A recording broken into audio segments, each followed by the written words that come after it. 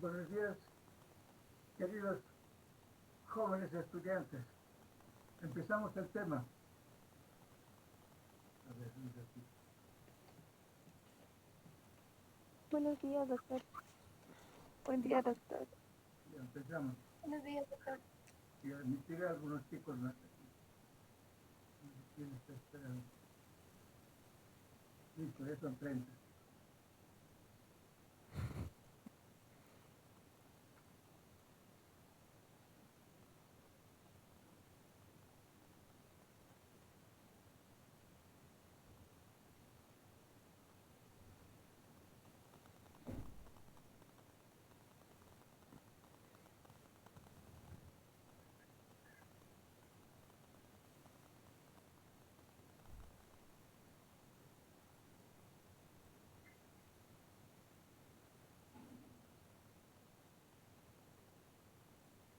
Bueno, entonces, hoy nos vamos a ocupar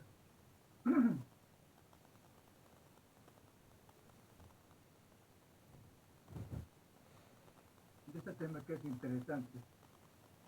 Entonces, es un tema muy amplio y hemos tratado de resumirlo con las cosas más importantes que hay sobre este problema, ¿no? Bueno, entonces se refiere a la tromboembolia pulmonar, ¿no? Vamos a ver todos estos aspectos. A ver si hay que comerlo, admitiremos.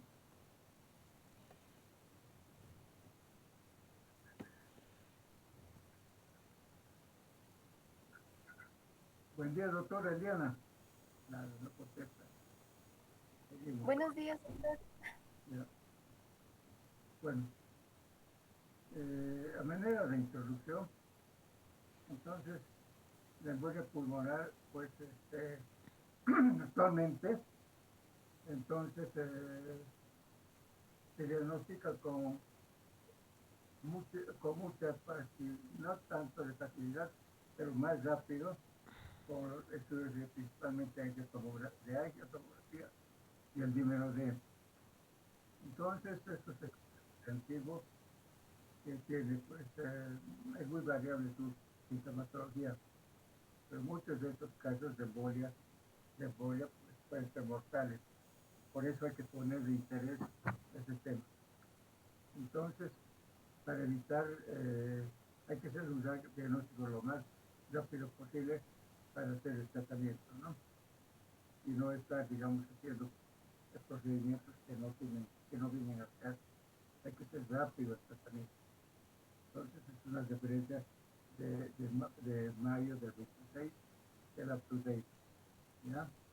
Entonces, se mantiene este consejo.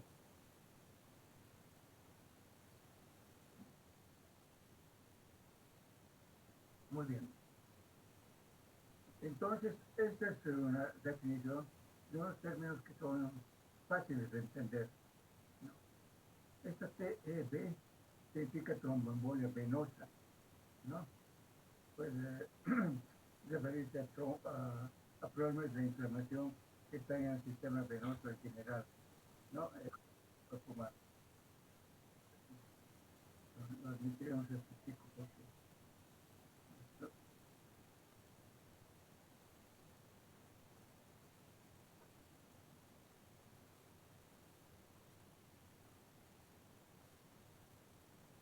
ya.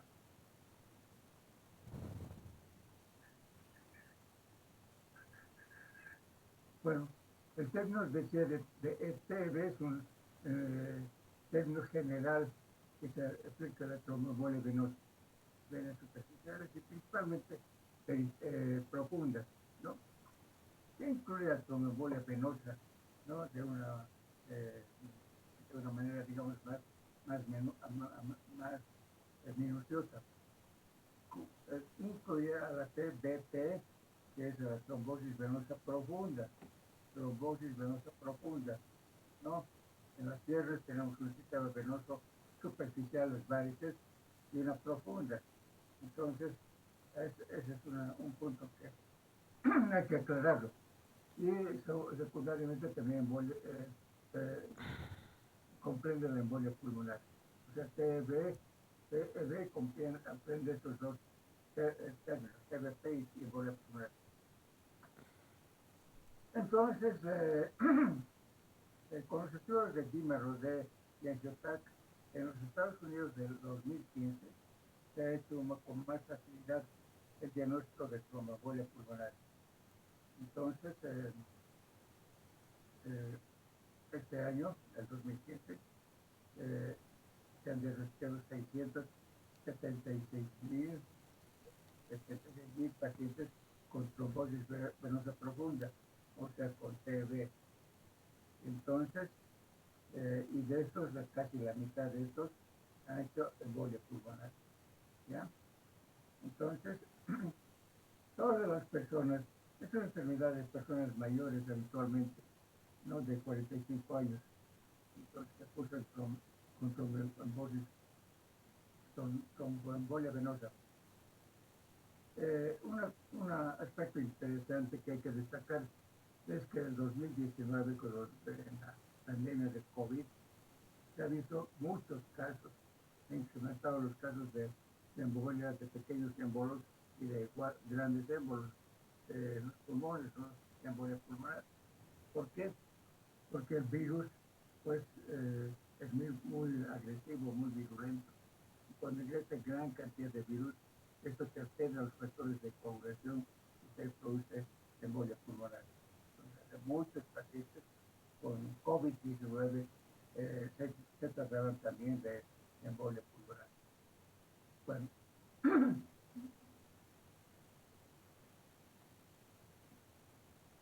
estos son datos, ¿no?, que los pueden, no son muy importantes, pero la embolia pulmonar puede presentarse en forma aguda, subaguda o crónica, de acuerdo al tiempo, ¿no?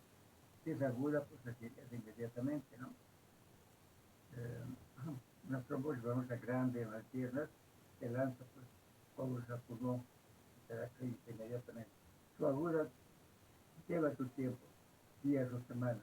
Paciente que está en reposo prolongado, pues al cabo de 2 semanas o más tiempo puede dar datos de embolia pulmonar. Y la crónica, ¿no?, que estos tienen muchos, a veces meses y años, ¿no?, de presentación. Entonces, es aquellos coágulos que no se han destruido en la circulación pulmonar y que te pueden dificultar, pues, la circulación pulmonar, y eso te va a llevar a la hipertensión pulmonar. Entonces, este dato, cuando lleven el tema de hipertensión pulmonar, se va a considerar, porque esa es su complicación principal, la hipertensión pulmonar. En estas primeras formas no existe ese fenómeno.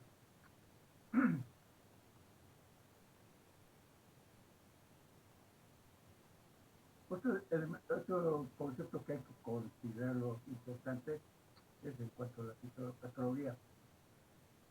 El doctor Virchow en 1856 ya tenía una idea de estos casos, ¿no? Pero no con la, digamos, amplitud que se conoce actualmente, ¿no? Entonces, muchos de sus pacientes observaron o presentaron con problemas de edemas, de inflamación en las piernas, ¿no? Y luego haciendo las disecciones en la estudios de anatomía patológica vieron que las venas profundas de la poplita para arriba estaban llenas de coágulos y que eso, pues, lanzaba secundariamente hacia el pulmón. Entonces, y son menos frecuentes los coágulos que provienen de la parte superior del sistema venoso, ¿no? Y también las del ventrículo derecho, ¿no? Entonces, esto es para que se acuerden de los dos sistemas grandes que hay en miembros inferiores. El primero, que es el más importante, que es el de la izquierda, donde es esta flecha enorme, es que tienen que agregar el concepto de que aquí puede haber inflamación o presencia de coágulos, sobre todo en el territorio de la poplita hasta la femoral, a la pelvis, ¿no? Entonces, esta área es la más peligrosa, de donde se originan los coágulos pulmonares. El sistema venoso profundo, el 90% de los coágulos se originan en esta área. En cambio, el sistema venoso superficial, donde están las varices, pues tienen esa distribución más caprichosa, ¿no? Entonces, varices colaterales, varices válvulas, pues que se conecta con el sistema venoso profundo, ¿no? Entonces, si hay, digamos, coágulos aquí, pues esto te va a dar las varices, puedes encontrar nódulos, que los puedes palpar incluso, ¿no? Entonces, y sobre todo los coágulos que están aquí abajo, en la pierna y en los tobillos, en el sistema venoso profundo, son pequeñitos, a veces no necesitan tratamiento, no se resuelven y no tienen mayor peligro, pero los que están por encima de la rodilla, entonces eso sí puede llegar al pulmón y te condiciona la embolia pulmonar. Este es un pacientito que lo vimos en el hospital no hace mucho, donde encontramos al examen físico que deben hacerlo de rutina en estos casos, examinando las piernas, ¿no? Entonces vemos la diferencia entre la pierna izquierda y derecha, el edema, dolor, el signo de Homas cuando presionas el pie sobre el tobillo, que te va a producir dolor. El Homas es positivo. Entonces es un ancianito que no había cumplido su tratamiento con warfarina y pues al hacer el ecodoppler tenía todas estas venas y que llegaba hasta la femoral llena de fondos. Bueno, el otro bicho en que hizo hincapié, ¿no?, de sus investigaciones que hacía, y esto se sigue manteniendo pues hasta la fecha, ¿no? Creo que eso da ya con enfermedades más precisas, ¿no? Entonces él hablaba ya del éxtasis del flujo sanguíneo en ese sistema venoso, sobre todo de miembros inferiores, ¿no? Luego la normalidad de la coagulación, pacientes con polidrobulia, por ejemplo, ¿no? Luego había un daño endotelial en aquellos pacientes que estaban sometidos a cirugías de pelvis, por ejemplo. El cirujano se iba a la mano y pues podía, digamos, lesionar la vena ilíaca, ¿no? Y también, pues, en los casos en los que hay embarazos grandes, el feto puede comprimir la vena pélvica por el volumen del feto, ¿no? Y eso también se puede condicionar en embolia pulmonar. Entonces, estos aspectos han sido básicos para luego hacer el seguimiento y pues acomodarnos a lo que tenemos ahora, que es la verdad. Entonces, en cuanto al éxtasis, pues eso ocurre, y eso también lo vemos con la experiencia, de los pacientes que están mucho tiempo postrados en cama.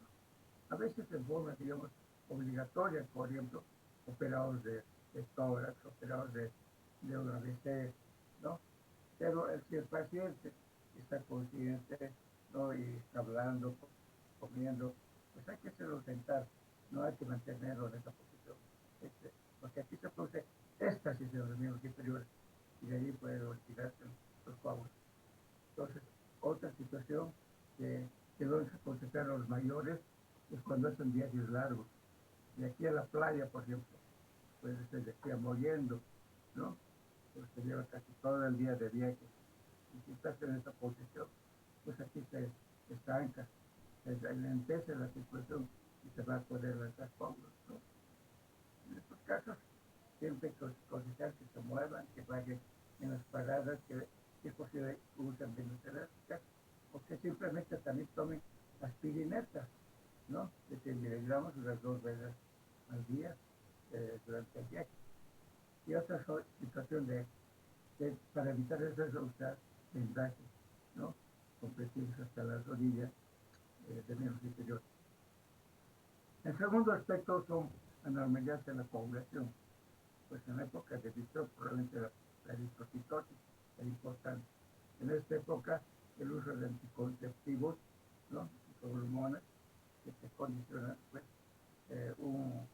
una alteración de los sistemas de coagulación tipo lobotomina y NR.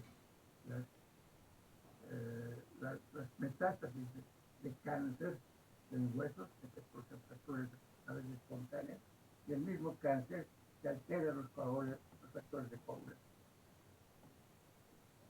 ¿Ya?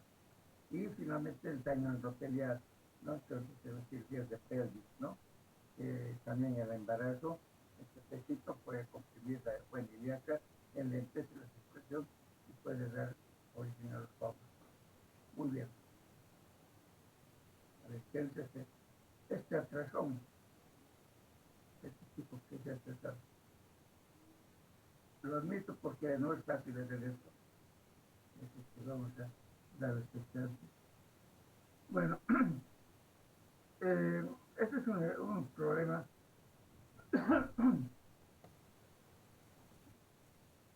que ha ocupado pues a todos los médicos en todo el mundo, ¿no? Y este es un estudio PIOPED que se ha hecho aquí en Sudamérica, ¿no? Eh, de, de varios países, ¿no? Al final, analizando estos trabajos, se ha visto que lo más común, y eso coincide con lo que ocurre en otras partes del mundo, en cuanto a síntomas y no son estos. La disnea es una cosa sorprendentemente presente en un 73% de los casos. Cuando el coágulo llega al pulmón y está en la periferia del pulmón, se produce el dolor torácico, ¿no? Porque se irrita la pleura. La tos también es poco común, pero está presente. Entonces, cuando se daña el parénquima pulmonar por la presencia del coágulo y está en la periferia del pulmón, se producen pues focos pequeños, ¿no? Donde hay muchos glóbulos rojos y entonces el paciente va a tener motitis o motoicos.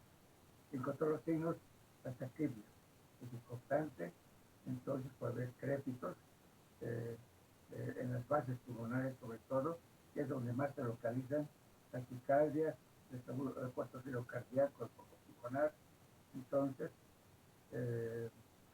y los trombos grandes que toman la dislocación, digamos, de la arteria pulmonar principal, pues esto se agranda las cavidades de la circulación del ventrículo derecho y se puede producir la muerte, ¿no?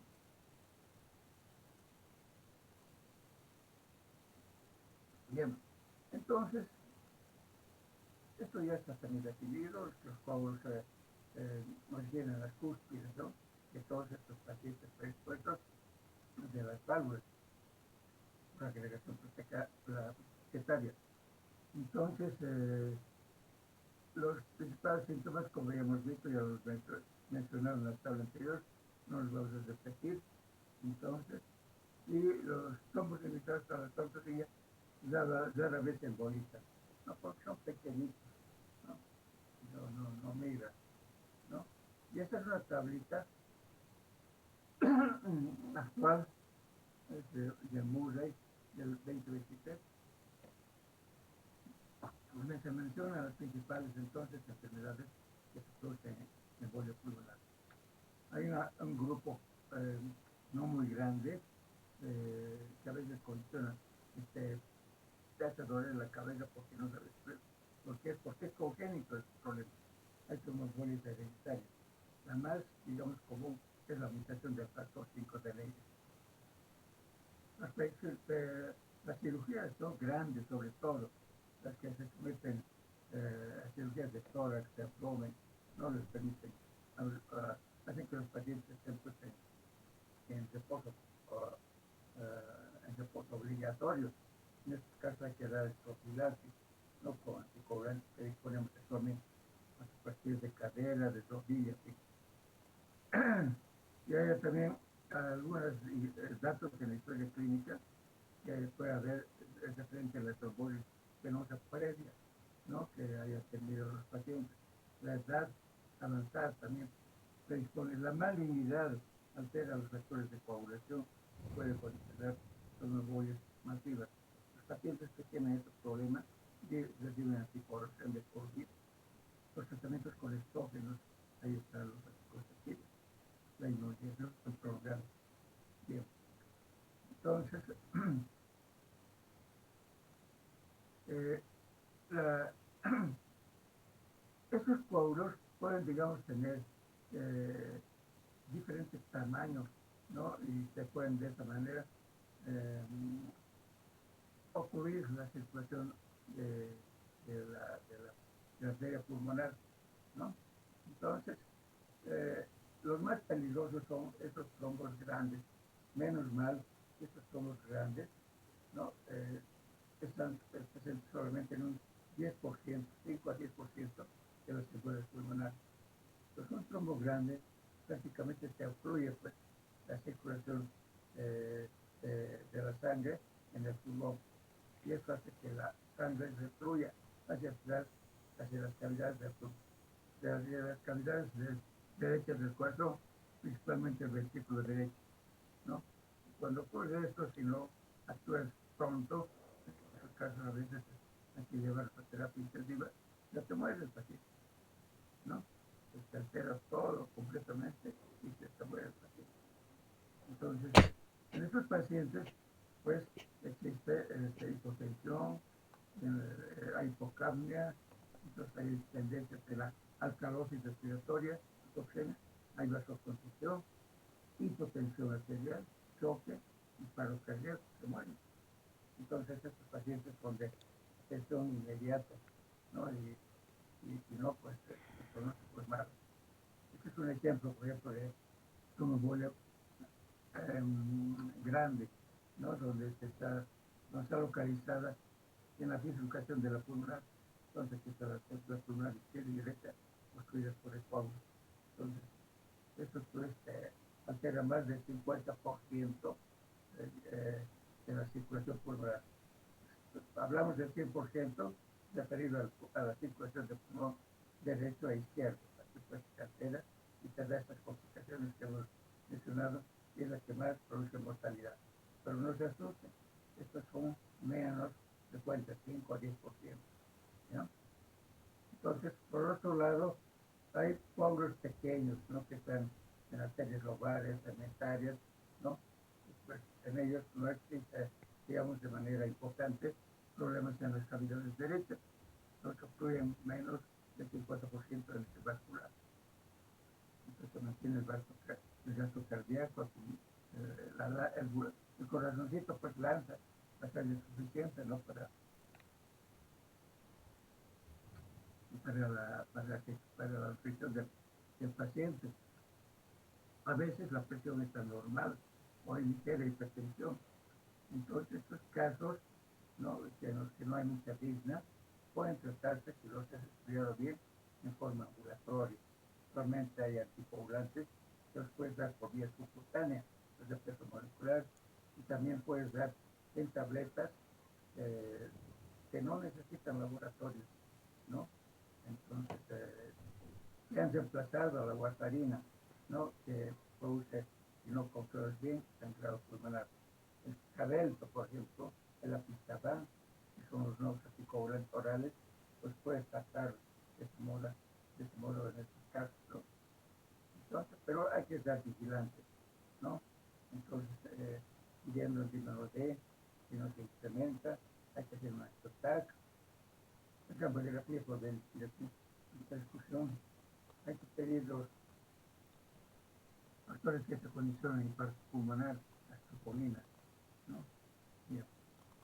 Entonces, de todo lo que acabamos de mencionar hasta este momento, es una tablita que se refiere a la mortalidad de la embolia pulmonar. Fíjense los émbolos pequeños que se pueden entrar que pueden estar en la periferia del pulmón, que se pueden quitar la pleura, no hay condiciones que se alteren la presión arterial, puede ser normal, ¿no? Entonces, eso sobrevive mucho más. Ese es el porcentaje de mortalidad, un 0 o 10% de mortalidad. En cambio, los coágulos grandes es sencillo de mostrar, porque se obstruyen todas las circulaciones del pulmón, pues eso te hace una sobrecarga en el ventrículo derecho, ¿no? Prácticamente bloquean la actividad del pulmón. Entonces, y estos son los pacientes con hemodinamia inestable. Estos pues mueren generalmente, si no son, digamos, auxiliados por todo en la terapia intensiva. Bien. Esta enfermedad se diagnosticaba con mucha dificultad, pero en 1990 se introdujeron estos dos elementos de estudio para el dímero D y la isotax, ¿no? Entonces, eso ayudó mucho en el diagnóstico rápido de la embolia pulmonar. Y pues las estadísticas aumentaron sorprendentemente, ¿no? Con estos estudios. Entonces, ¿qué es el dímero D? Es un producto de degradación de la fibrina. Entonces, en los coágulos, entonces, donde estamos hay mucha fibrina, ¿no? Donde se protege en el pulmón. Entonces, se descompone la fibrina y se libera, pues, el dímero D. El valor normal es de 500 nanogramos por mililitro. Entonces, si está por debajo, pues puede descartarse sobre toda trombosis venosa profunda. Y su sensibilidad, fíjese, es de un 86%. Es un elemento bien importante. Entonces, esto, por favor, cáptenlo, es bien práctico.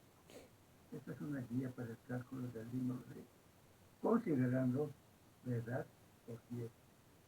En este caso, es una paciente de 70 años por 10, su dímero D es 700. Entonces, esto lo he encontrado en el Huntington, lo he encontrado en el Actoren este año, ¿no? Entonces, antes no le da mucho efecto. Pero si no tienes laboratorio, ¿no? Y estás protegiendo en la embolia pulmonar, utiliza esta tabla en pacientes mayores. Consideras la edad y multiplicas por qué. En este caso, por tal, ¿no? Eso se orienta bastante al tratamiento. Si es mayor el valor de la dímero D, pues es positivo. Ahora, otra cosa interesante, el dímero D tampoco, digamos, es lo mejor, lo último, ¿no? Hay situaciones en que el dímero D te puede dar falsos positivos, ¿no? Esta es una lista bien interesante en ese sentido, sobre falsos positivos. Pacientes que tienen antecedentes de tromboembolismo arterial, como por ejemplo los diabéticos, ¿no? Pacientes que han tenido un pasado de tromboembolismo venoso, de bulbo no se funde. Otras situaciones son las septicemias, las cirugías grandes, que pueden condicionar dímero D altamente positivo. Los neutrópatas, el cáncer, ya hemos dicho que el cáncer altera los factores de coagulación y siempre te va a dar dímero D positivo.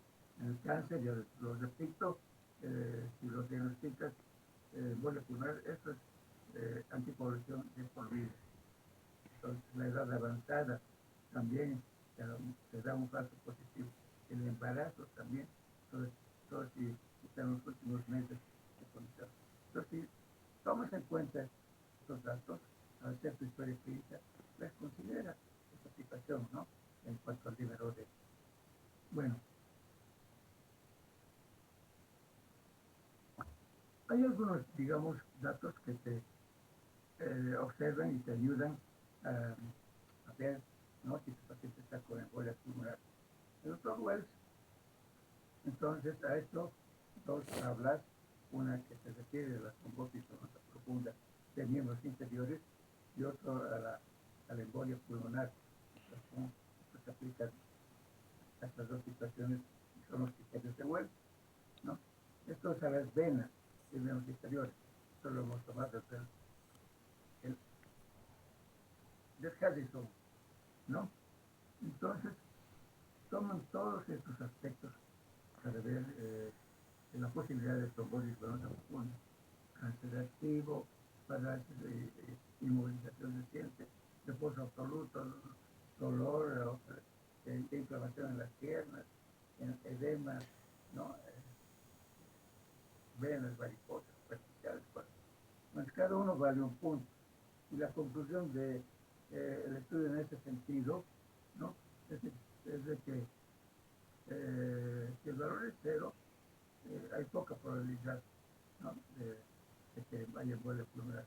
La puntuación es de 1 o 2, pues la probabilidad es moderada.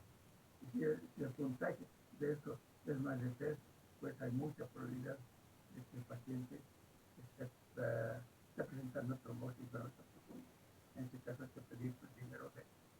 Y hay que estudiar este sistema venoso con el ecodoppler de miembros inferiores. ¿Ya? Y en cuanto a pulmón,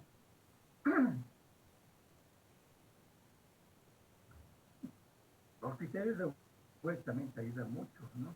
Toman en cuenta estos parámetros, ¿no? Intobactérico de trombosis venosa profunda, 3 puntos, embolia pulmonar, anterior, 3 puntos, frecuencia cardíaca mayor a 100, 1.5, hemoptisis 1, malignidad 5. 1, 2, 3, 4, 5, 6. Son 8 parámetros, ¿no? Entonces, de acuerdo a eso, llenas esta tabla y haces la suma total. Entonces, si es mayor a 6, entonces es muy probable que haya embolia pulmonar. Entre 2 a 6 es poco probable y menos de 2 lo hay, ¿no? La posibilidad. Entonces, este puntaje está modificado, por eso dice aquí criterios de Wells modificados actualmente, ¿no? Se toman solamente 4. Si está más de 4, es más probable que embolia pulmonar. Si es improbable, está por encima, por debajo de 4. Entonces, el diagnóstico diferencial de la embolia pulmonar, que puede remediar muchas enfermedades, son estas. Sin embargo, cada cual tiene su clínica, su historia clínica, pues, eh, particular, ¿no? La neumonía, el asma, las tubilares, las grandes, ¿no? Cardiomegalia, las periféricas. Entonces, las cardiologías, porque hemos escuchado que en estas situaciones hay dolor en su cara costado, las fracturas costales, así, siempre. El diagnóstico de las trombosis venosas, cuando los criterios de Wells pues son 2 a 3, entonces para confirmar esta posibilidad hay que hacer el número D en primer lugar, ayuda mucho en este sentido. Y luego la imagen de ecografía del miembro superior. Entonces es una ecografía normal, la situación se nota en esta vena y aquí pues ya cuando se comprime, esta luz no desaparece. Entonces hay un coágulo hacia adentro que se permite, sobre todo si se la vena femoral, la presencia de una embolia pulmonar. Entonces, si sospechas embolia en miembros superiores, lo que tienes que hacer, entonces hay que hacer el estudio de dímero D y el ecodoppler de miembros inferiores.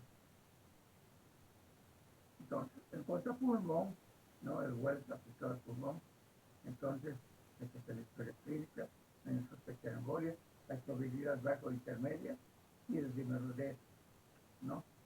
Entonces, y si es negativa, pues descartas embolia pulmonar, ¿no? Entonces, si el dímero D es positivo, entonces hay que hacer otras pruebas. Y la prueba más inmediata es el angiotac. Si la probabilidad es alta de la historia clínica, también hay que hacer angiotac. O si el angiotac es negativo, excluye. Y en cambio, si es positivo, hay que hacer ya el tratamiento. Bueno, imagínate. Antes del 90, pues se utilizaba mucho las placas de tórax. Entonces, se hacía también la radiografía por ventilación y perfusión, ¿no? Desde poco ahorita.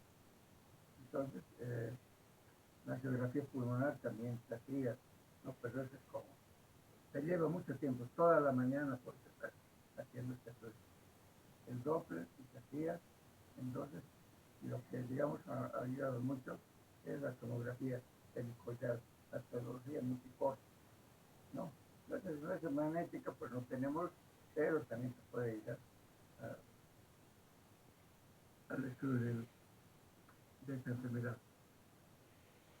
Entonces, esta parte de imágenes la hemos tomado de trabajos del doctor Criales, que ha sido un excelente alumno de esta facultad y ahora es un investigador y es académico de la Sociedad Mexicana de Medicina, ¿no?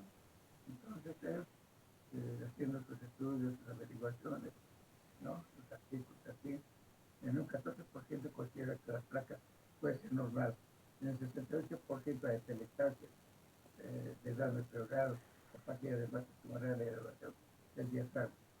Entonces, es un coágulo pequeñito, ¿no? Que puede estar por aquí, por la periferia, pues no te da eh, mayores signos, ¿no?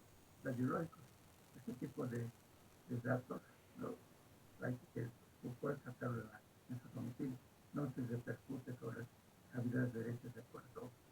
Este es un coágulo un poquito mayor, donde se ve esta lámina, imagen laminar paralela al diagrama, que es característico de embolia pulmonar, en placa de tórax simplemente. A veces aquí el coágulo ha migrado hacia la periferia del pulmón, ha hecho que el diafragma derecho se eleve, ¿no? por la telestasia, y se produce este nivel. En otras situaciones, pues, hay este fenómeno característico. Fíjense, en el pulmón izquierdo, que hay imágenes lineales que representan la circulación normal. En este caso no, está ausente la circulación pulmonar. El coágulo está más o menos en el hilo y no permite que la sangre se distribuya por este lado. Entonces, estas áreas semejan un hemorragia. Entonces, eh, este es el famoso signo de Westermarck, ¿no? Es una embolia sin infarto pulmonar. Se habla de infarto cuando hay daño en el parénquima pulmonar. Aquí no hay. Entonces, esta es una embolia sin infarto pulmonar. Es el famoso signo de Westermarck. Si estás en un lugar alejado de la ciudad, puedes utilizar este signo actualmente, ¿no? No dispones de este caso. El otro dato es que aquí es otro signo de Westermarck interesante, ¿no? Esto es de Murray, este libro de nemología, donde aquí vemos la trama vascular evidente, estas ramas finas que se pierden en el tejido externo, que parten del hilo. Aquí no hay, estas ramas finas no hay, es un vacío, es un signo de Westermarck. Entonces, hasta ahí llegó la placa de tórax. Con estudios de tomografía practicado en estos pacientes, que sugiere que el coágulo evidentemente está obstruyendo la arteria pulmonar izquierda, ¿no? Y no permite que la sangre se distribuya en las ventanas ya pulmonares de la tomografía. ¿Ya? Bueno. La otra situación es que los coágulos pueden ser más pequeños, ¿no? De manera que lleguen hacia la periferia del pulmón. Generalmente pues, se pueden producir telestacias que vimos anteriormente, se puede inyectar la pleura, se puede dar el dolor en pulsar costal, por irritación de los nervios intercostales. Y te da una imagen heterogénea, como de neumonía, pero tiene la forma triangular, con la punta que se dirige hacia el índice. Entonces aquí hay daño en el parénquima pulmonar y eso se llama un infarto, ¿no? Un 10% de los pacientes tienen esas características radiológicas. Y a eso se ha venido a llevar por loba de campo. En la otra no está alterado el parénquima. Aquí sí está alterado, entonces el parénquima se pulsa absoluta por loba de campo, ¿no?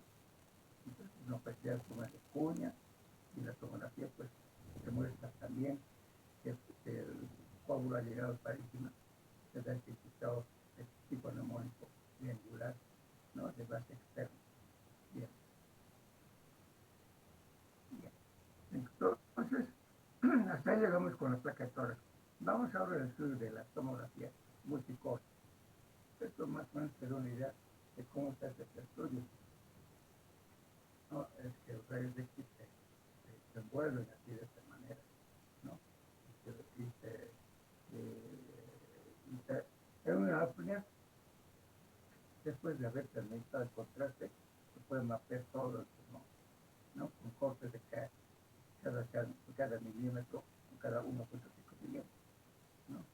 Entonces, ¿qué ventajas tiene este estudio de Angiotax. Entonces, es muy útil, tiene una gran sensibilidad, ¿no? Es seguro, rápido, y lo puedes hacer sin preparar a tu paciente en cualquier momento en el hospital, no necesitas estar en el hospital. Lo único que hay que tener cuidado es de que no sea alérgico a los contactos de yodado, porque se inyecta yodo para limitar las ramas de la pulmonar.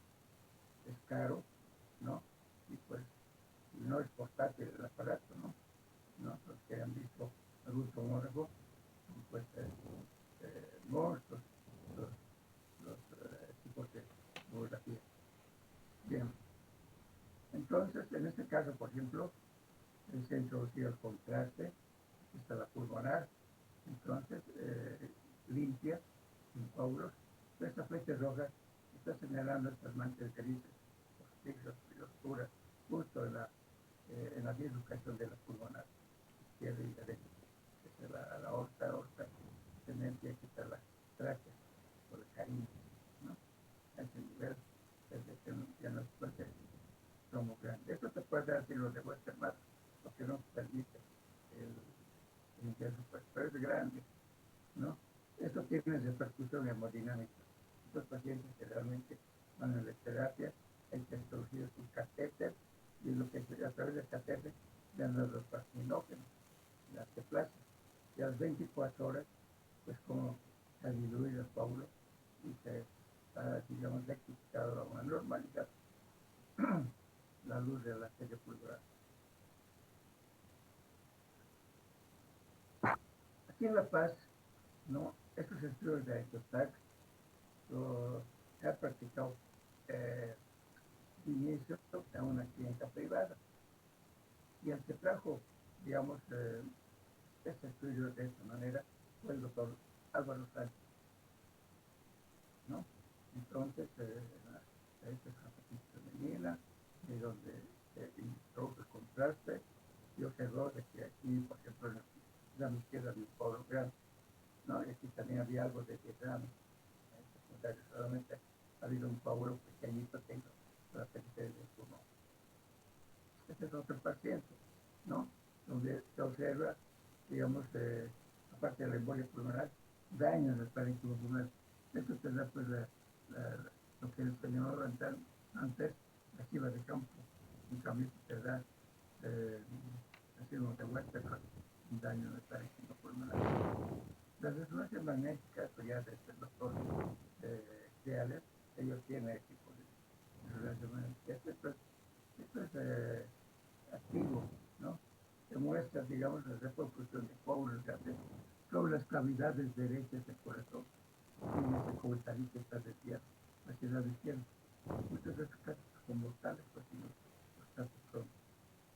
Los estudios de ventilación y perfusión, donde se hacen inhalar o se inyectan una albúmina marcada, se da, digamos, un panorama de la circulación pulmonar. Aquí hay vacíos, ¿no? Blancos, dice, donde no se distribuye el contraste, ¿no? De esta manera se diagnostica la embolia pulmonar. Y el gol estándar que se hacía también desde antes, actualmente no se hace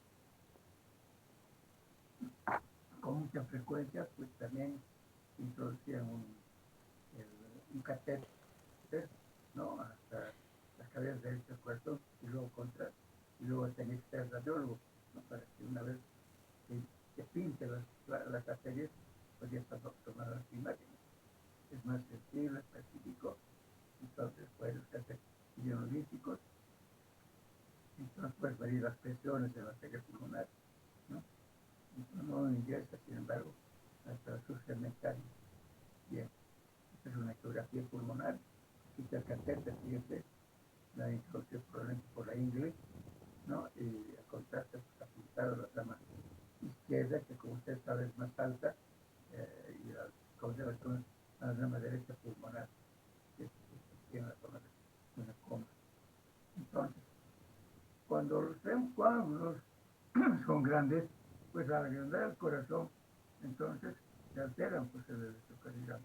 Y entonces nos encuentran las arritmias, ¿no? Bloqueos de rama derecha, la inyección de la onda T también en SP y sobrecarga de, ¿no? Entonces, sí, sobrecarga derecha, fíjense, en B5 y B6, las ondas T persisten, ¿no? Y esto indica que hay sobrecarga derecha.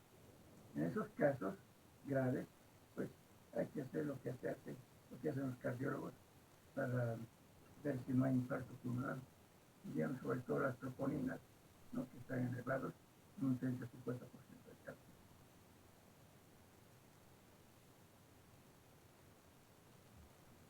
Entonces, bueno, considerando todos los estudios de historia clínica que hemos, eh, estudios de imagen así, también hay una tablita que te puede decir la mortalidad que puede tener un paciente, ¿no? Esta famosa tablita de PECI, ¿no? Donde se toma en cuenta la edad del paciente, el tiempo de cáncer, la cardiopulmonar crónica, cómo revisar el pulso, presión arterial, saturación de oxígeno, cada uno vale un pulso. Si el paciente tiene uno más, indica un alto riesgo de mortalidad. Vamos a tratamiento. Todo paciente con embolia pulmonar o trombosis venosa profunda, entonces debe articular.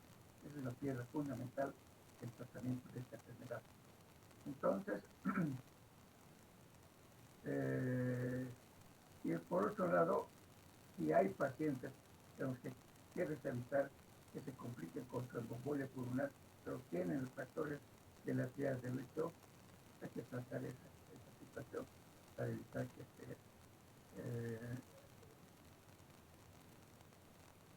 que aparezca una embolia pulmonar. Entonces, hay dos tipos de profilaxis. Una es la farmacológica y otra es la mecánica. En la farmacológica, pues las heparinas cutáneo, las heparinas de bajo peso molecular, heparinas intravenosas, no fraccionadas, y heparina de bajo peso molecular subcutáneo. Se puede usar también la vía oral, ¿no? Es un anticoagulante, ¿no?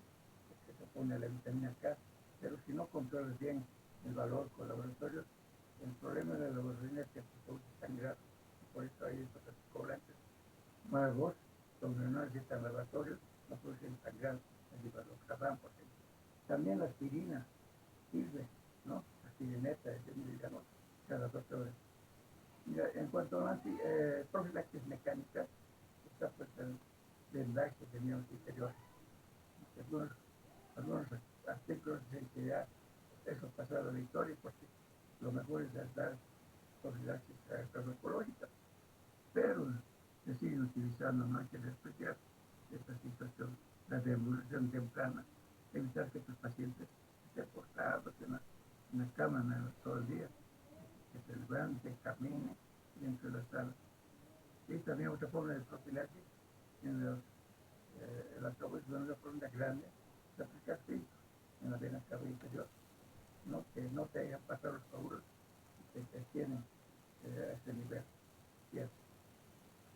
Entre otros anticoagulantes nuevos que están sufriendo a la warfarina, ¿no? Porque el control de la warfarina es que tengas un buen laboratorio. Si no tienes un buen laboratorio que te mida el INR, ¿no? y el tiempo de trombina, mejor no lo des.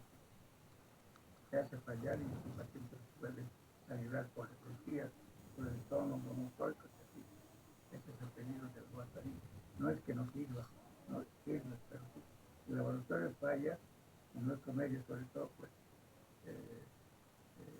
hay ese peligro de sangrar. Y por eso que se ha descubierto nuevos anticoagulantes que se utilizan en la articulación, que reemplazan a la warfarina, que no requieren monitoreo de laboratorio. Entonces, se utiliza para anticoagulación prolongada, de 6-8 meses o más tiempo, y no provocan sangrado. Entonces, esos son los que hemos mencionado anteriormente, ¿no? Como ser el rivaroxaban, ¿no? La apisaban, principalmente. El problema de que este tratamiento es caro. Entonces, mucha gente no puede comprar la medicación. Bien. En anticoagulación situación, cuando tienes el diagnóstico de embolia, hay que tomar estos dos aspectos. Primero, que tienes que hacer una anticoagulación inmediata. Para eso tienes que utilizar heparina. En los casos graves, pues utiliza heparina no fraccionada de forma intravenosa. En los casos leves, donde ni hay imagen, digamos, en la radiografía, utiliza heparina de bajo peso molecular por riesgo cutáneo. Entonces, esto puede utilizar 4 o 5 días, ¿no? Para, digamos, parar el desprendimiento del coágulo. Y luego, pues, vas a ingresar a la anticoagulación prolongada. Entonces, puede durar 6, 9 meses, a veces de por vida, en el caso de cáncer, ¿no? En esta situación tenemos estas dos armas, ¿no? El antagonista de la vitamina K, la warfarina, que es muy buena, como dan, pero tienes que tener buen laboratorio. Si no tienes buen laboratorio, haces todo el sacrificio para aplicar este segundo grupo de anticoagulante oral, porque así te va a sangrar tu paciente, ¿no? En cambio, estos inhibidores de la defactor XA y trombina, Velocaban, Vicaban y Doxaban, entonces estamos utilizando Erutin actualmente, no provocan sangrar. Entonces, esto es económico, sangrado por warfarina, pues mejor usa estos nuevos anticoagulantes orales. Entonces, en la heparina de bajo peso molecular, cuando los pacientes no están muy graves, hay que usarlos, ¿no? Unos 5 días, ¿no? Por riesgo cutáneo. Entonces, es un ejemplo. La norheparina, 1 miligramo por kilo peso, 5 días. Una norheparina de 3 miligramos cada día.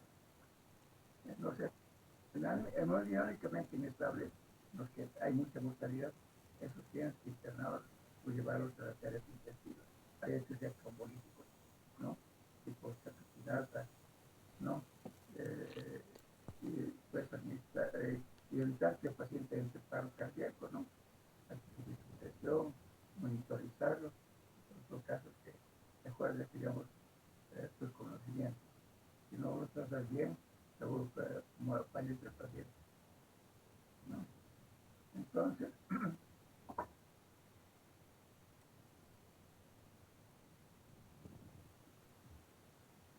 en los pacientes que son graves, son hemodinámicamente inestables, se los ha demostrado por la historia, aquí.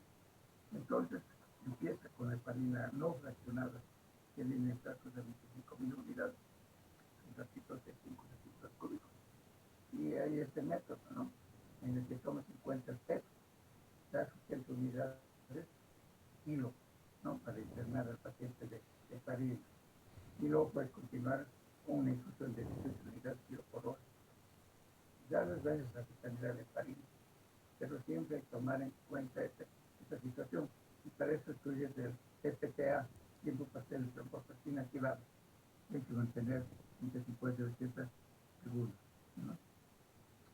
Y el otro método de administrar la heparina no fraccionada es aplicar un bolo de 5.000 unidades. Aquí no tomas en cuenta el peso inicial, intravenoso y de mantenimiento, pues en un frasco de 500 ml, pues puedes dar, si tienes bombardito, 30.000 unidades, ¿no? Cada 24 horas, 5 a 7 días. ¿Cierto? Bueno, entonces eso es para la anticoagulación inmediata. Y para la anticoagulación prolongada, temporal, hay que usar la warfarina o estos medicamentos nuevos, ¿no? Que no condicionan sangrado. Entonces, esas warfarina, las tabletitas, tienen 5 miligramos, pues tienes que tomar en cuenta el hecho de que la heparina o la warfarina no te actúa de inmediato. Te da un lapso de 3 o 4 días para hacer su efecto. Entonces, no puedes esos días dejar sin anticoagulación al paciente. Las dos situaciones, heparina heparina no fraccionada y warfarina aplica juntos. Entonces, los 4 días del laboratorio para ver si ha hecho efecto entonces la warfarina y quédate solo por eso. Pero el problema de esto, tienes que tener un buen laboratorio, ¿no? Entonces, si hay sangrado, pues se utiliza estos medicamentos que no producen sangrado, no necesitan laboratorio, son seguros, son componentes orales nuevos. ¿Ya? Entonces, la varfarina, al tercer o cuarto día, y después INR, ¿no? Eh, tu valor normal es 1.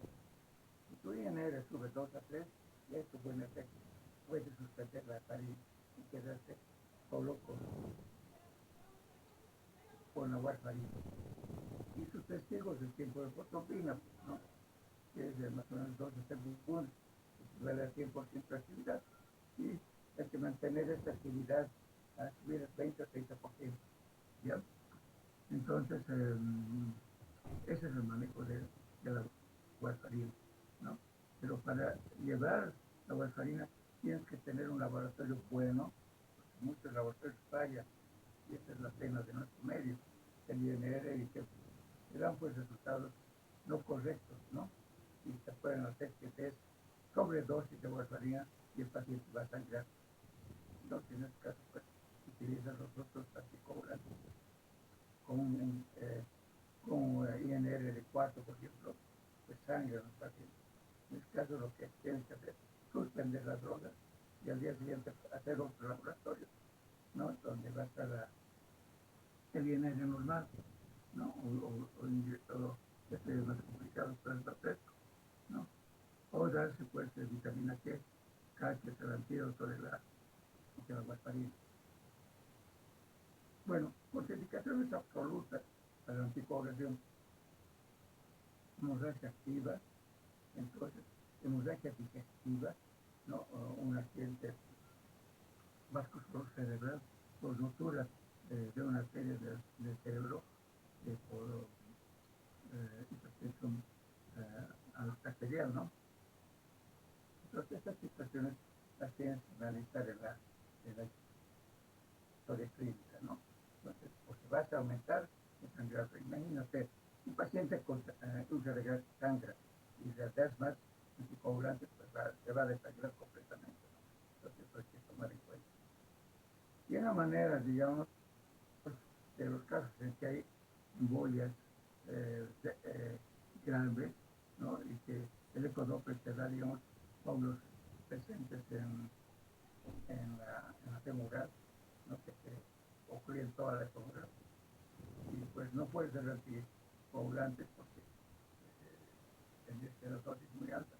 Y para evitar esto, pues aplican estos filtros, ¿no? Que ves de la inglés, y estos se posicionan a nivel de la cara inferior. Entonces vienen aquí comprimidos, como en este caso. Luego, una vez que está localizado, se abren como paraguas. Esto tiene muchos orificios y permite el paso de la sangre, y los coágulos se detienen aquí por debajo. Y a medida que mejore, empiezas a hacer tratamiento por los medicamentos que menos sangrado producen, como las heparinas, digamos, de vaso, bajo presión molecular, o inhibidores de factores, quizás. ¿Ya? Entonces, en los coágulos grandes, como dijeron aquí en estables, estos tienen fisioterapia para aplicar trombolinas, ¿no? Entonces, esos ingresos pacientes que ingresan a la UCI, y en ellos no es, digamos, aconsejable dar heparinas de bajo presión directamente al venoso, fraccionar al corriente venoso.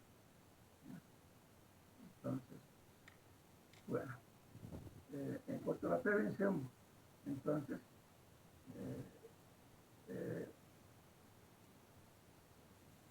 pueden, digamos, repetirse las embolias, ¿no? Si no cuidas a tu paciente en los primeros meses después de dados de alta, ¿no?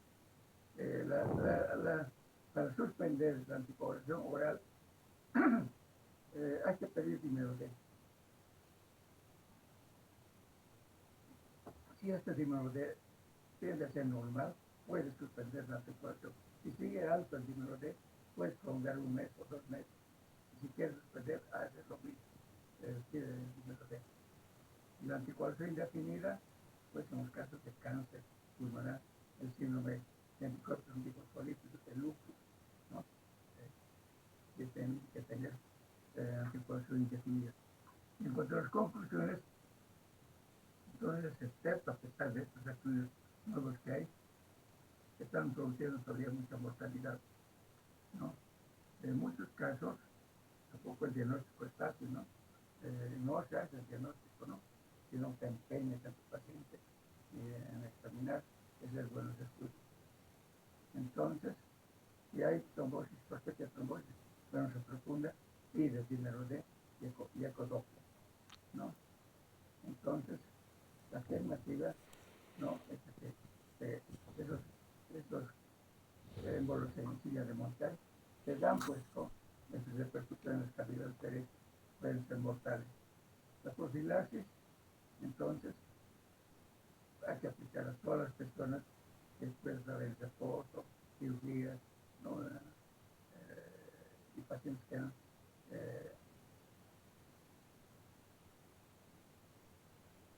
que tienen cirugías grandes, ¿no? El uso profiláctico de filtros en las que hay situaciones de trombosis venosa masiva, siempre hay que aplicarles, ¿no? Y también en los casos puedes usar los casos de úlcera gástrica, ¿no? En tratamiento de pacientes, ya.